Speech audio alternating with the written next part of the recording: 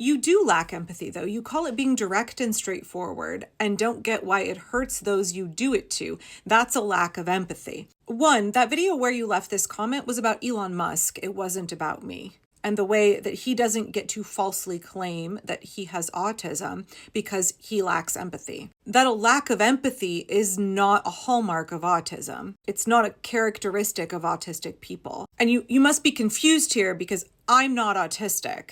And neither do I lack empathy. You misunderstand me refusing to put on a performance of feminine passivity, me refusing to cloak myself in a fake persona, so that you are not made uncomfortable watching a woman who doesn't conform to cultural standards of passive-aggressive docility. That's not me lacking empathy. That's me respecting my audience as adults, not infantilizing you, not being fake with you. What you're doing here is conflating somebody like me not prioritizing your comfort as a lack of empathy. I would argue that demanding that your feelings be accommodated above other people's authenticity, above having hard conversations, above wrestling with topics that make you really uncomfortable. One, that sounds like a lack of empathy on your part. And two, that's something for you to deal with on your own. Just because someone refuses to prioritize your feelings, that doesn't mean that they lack empathy. In fact, coddling people's feelings,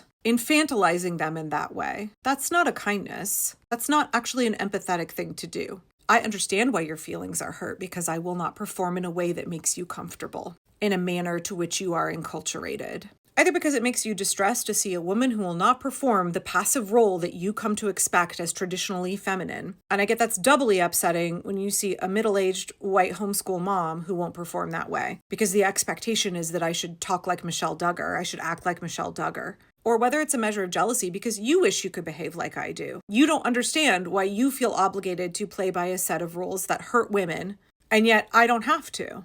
And if that's your issue, if that's the source of your distress, I just want to let you know, you don't have to play by those rules either. Those rules were written by men to control women.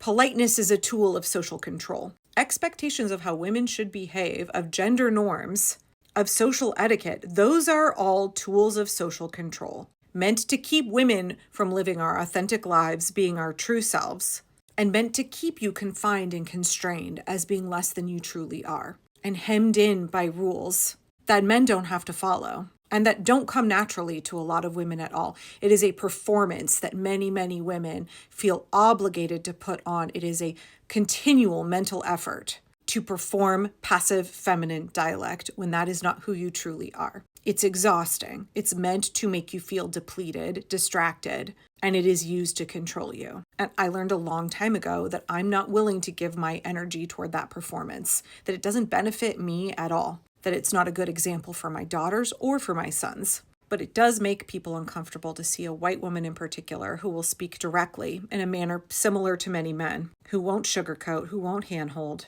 who will speak her mind and be direct about it, rather than passive-aggressive, which is very much the cultural norm for women in the US. That does not constitute a lack of empathy. What it constitutes is a significant measure of respect for myself and for my audience.